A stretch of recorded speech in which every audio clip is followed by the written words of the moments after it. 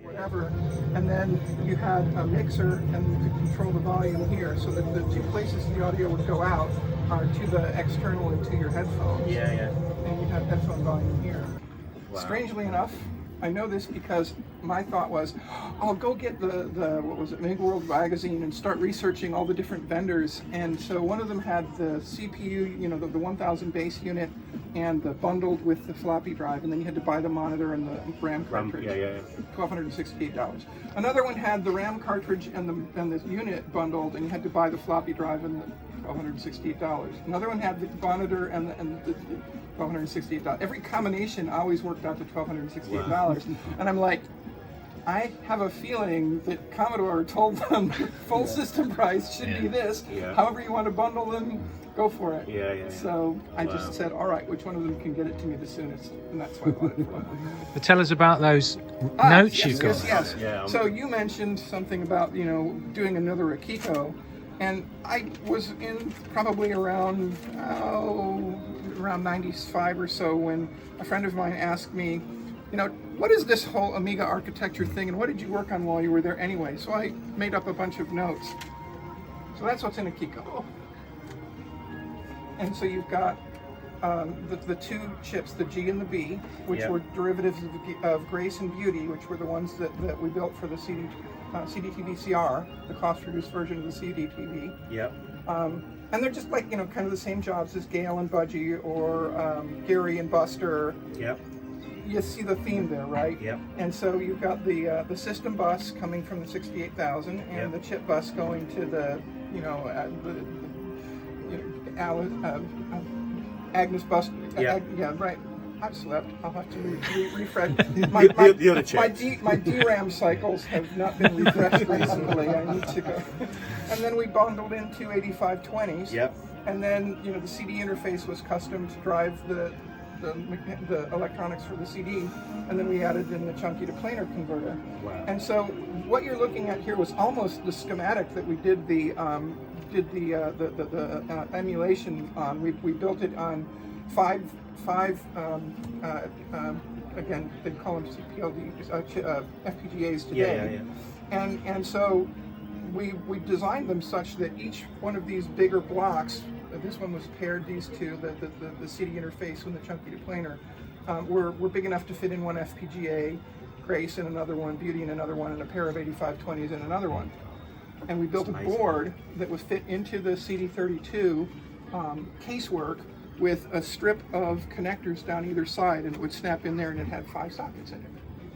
And that's how we developed the Akiko. There was not that much simulation then. Simulation was slow and emulation was at speed. And so the software could be built to run on here. And the 8520s were done originally by the custom chip group, the one that did, you know, Agnes Paula Denise and all those guys. And so we ported them over to, you know, standard cell logic so that we could implement them in the same technology that the rest of Akiko was going to be built in. At that same time, that meant that they had to like do a lot of, the fellow that was the engineer for the 8520 conversion had to do a lot of work to convert it over there. And one day he comes to us and says, so do these 8520s, do they blow up a lot? Simon. We're blowing a few though, aren't we? And we told him our product assurance group tells us that they blow more than anything else in the whole system. Absolutely agreed. Every time. And he's like, well, that kind of makes sense because they didn't put any voltage protection, ESD protection on any of the I/O pins on the 8520. That answers the question this morning then, doesn't it? Oh dear. Well, what's wrong with it? Yeah, exactly. And so he was like, well, there's that. And there was we're not done with this one yet. I'm so excited. And so the rules that we made in order to make this work is that all of the I/O buffers against all of the FPGAs had to be non-inverted. They had to, like, the signal that goes in is the signal that goes out, gets wired to another one, goes through another one over there. And for some reason, the strength of the buffer that this engineer, whose face I can see but can't remember his name, didn't have enough drive strength. So he picked a different one, which turned out to be an inverting buffer, which means that when we had everything working correctly on the emulation, it was the clock was inverted going into these two blocks. Yeah. And so what would happen is that depending on the layout, it might make it, it might not. You were running into race conditions with and set of home violations all over the place, and so we figured that out. But the way we figured that out is that we were planning to take this to manufacturing and have it ready by sometime in the April-May kind of time frame, taping out to go to manufacturing probably late March, early April. And we were told by the CEO and president that he was taking one of the CD32s to demo at the January Consumer Electronics Show, and he wasn't going to have any damn dirty emulation boards. He wanted a real chip in there. And we said, we're pretty confident about the design because we've got this emulation platform, but we haven't built any factory test vectors to prove that the chip that's being built is correct. Yeah. So he's like, well, you should, you know, if you think the design is relatively stable, we'll just kind of throw the dice and go make it happen. Wow. And so the schedule was set so that we were going to tape this out. You'll know why I remember this date pretty soon. Tape this out on the 7th of December, 1993. And because Headley Davis, had so much confidence in this design, he reverted to that version of the project that was the early tape-out version as the Arizona, being the name of the battleship that sunk in December 7th, 1943 at Pearl Harbor. Oh, dear. Oh, that's not good, is it? And he was mostly wrong. The only thing we found was the clock conversion buffers on the 8520s.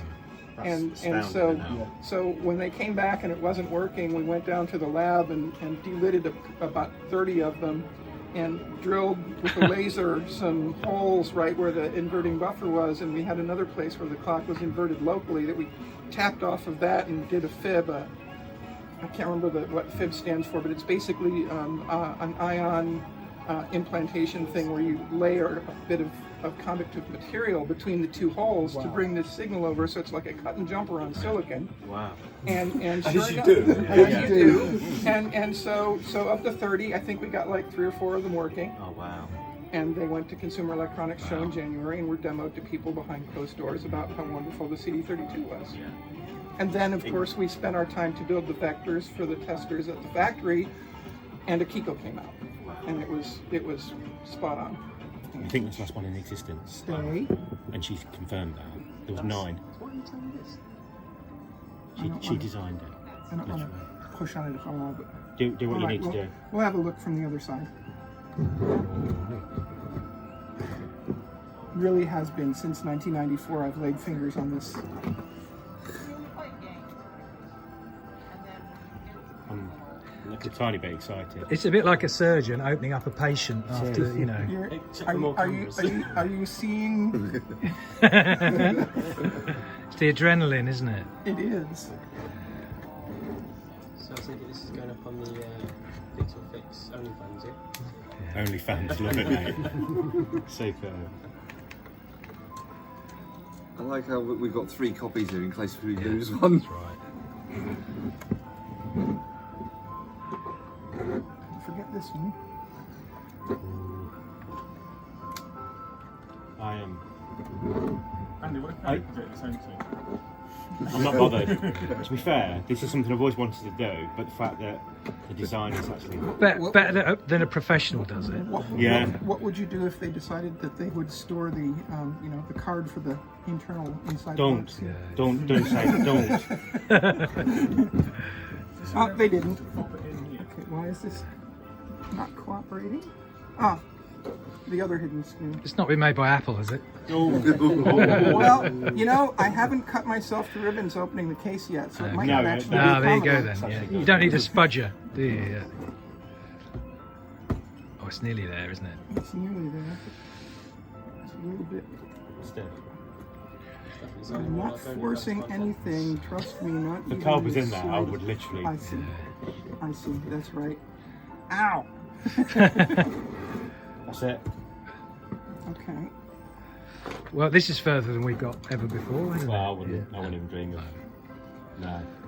And this was partly due to keeping the RF inside the Yes. shielding, That makes sense. and then this was the connector here. Oh, right. I want to have a look at that. One or two more turns. There it goes.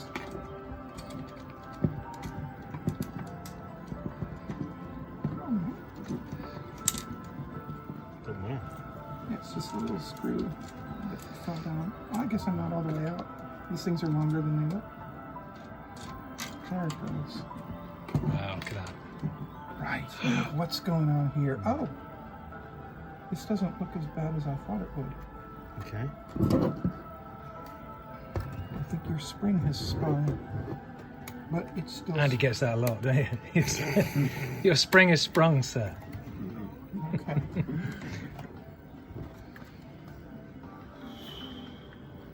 You can see the sort of a zigzag here. Yeah. That's supposed to stay in this hole. Oh, I see.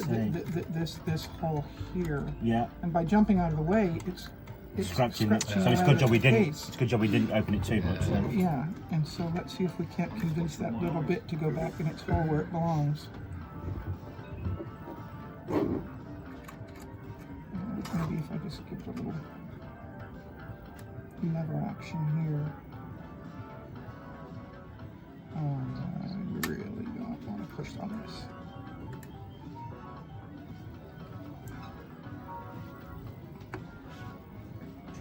Come on.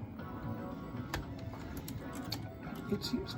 Did it flip over? Is that what's going on? Alright. Get you back together.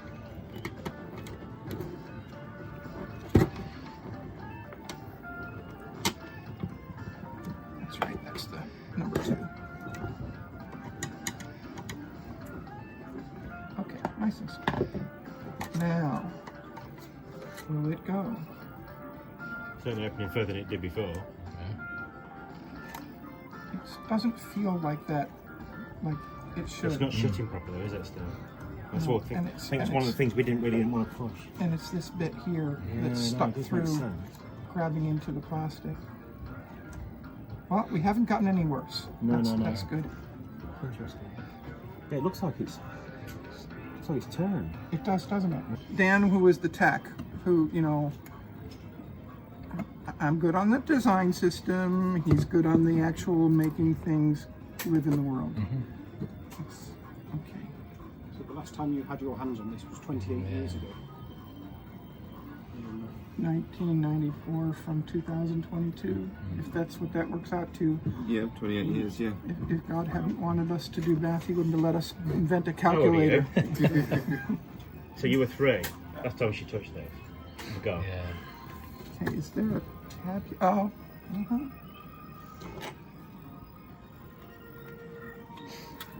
Always another screw. a little bit of inspection can reveal all kinds of mysteries.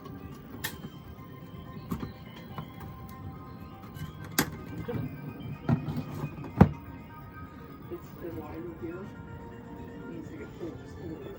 This one. Yeah. It's getting stuck in. There you go, so you're talking about bodge wires earlier. Oh yeah. That's why it's Rev 2. Let you guys play with that, but that's Those bodge wires are Dan's handiwork. Not mine. Oh my God. Mine would be far messier. Far messier. So number 2 on it again, look. Yeah. That one's Dan's handwriting.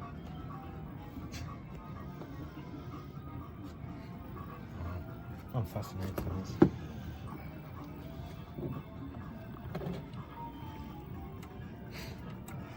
going further. Going to open it all up. Are you sure about this? You remember what happens in Raiders of the Lost Ark? Oh yeah. Yeah. Keep your eyes closed. Yeah, the old film might just go up in our faces.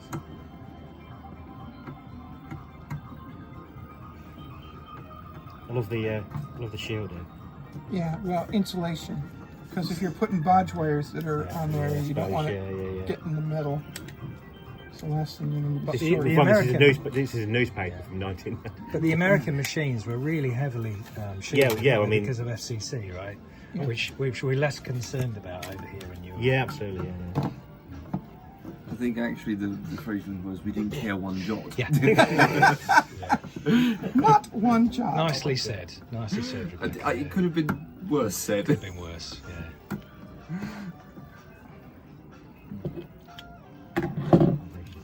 Oh, my hands are shaking.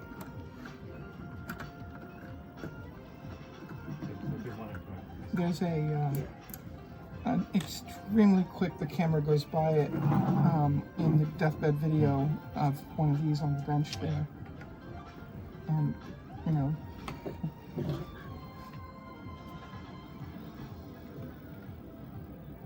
Mind you, my hands would be shaking if I had 3 cameras pointing at me. 4 cameras pointing at I'm me. ignoring that. Yeah, there's 4.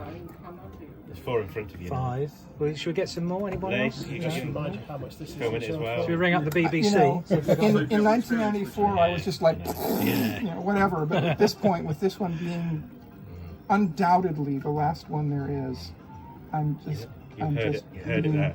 Come on, There's no way it can't be. Everything in Westchester went the tip for sure. That's And then- devastating, I want to isn't know it? where that tip is.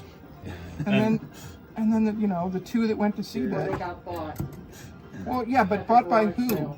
No, they didn't sell any at the garage sale. So any at the ground. They did When the not Commodore sell any. shop. I would have closed, I would have gotten one if these were in the garage sale, but we were basically told, you know, you can't take stuff out of the lab. Yeah. It's part of the assets of the company that are What, it was going to being. get smashed up anyway? Yeah, but nonetheless, you couldn't take anything out of the lab because Mind-numbing. they didn't know. You know, the people, the security people wouldn't be able to evaluate whether it was worth something or not. So the answer was, you take nothing. Yeah. Even the schematics, like I said, Yeah, those are all gone. Okay. Yeah, This when the has got Commodore flex cables shop everywhere. closed, I know a lot of stuff ended up in a big skip. Across to here, and it would go into here, and then that would turn into the analog stuff that moved the sleds and focuses and the fine positioning of the head. What's this little fellow here? At cbmvax.commodore.com. Oh dear. Oh, that's quite amazing. Isn't it? That's not that we needed proof, but No, you know, no. but now we have it. Perfect. Yeah, on the CD32 motherboard, I'm simply BR. Okay.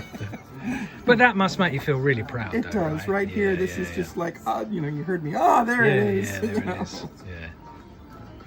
Because Mike that's Nines, Jim So- Hooper, he was the mechanical guy. I can't remember Barker. He was he's the software the guy that wrote the software that goes in the ROM. CDC is Chris Coley. He helped out with this too, and GRR is George Robbins. what a nice legacy. But yeah.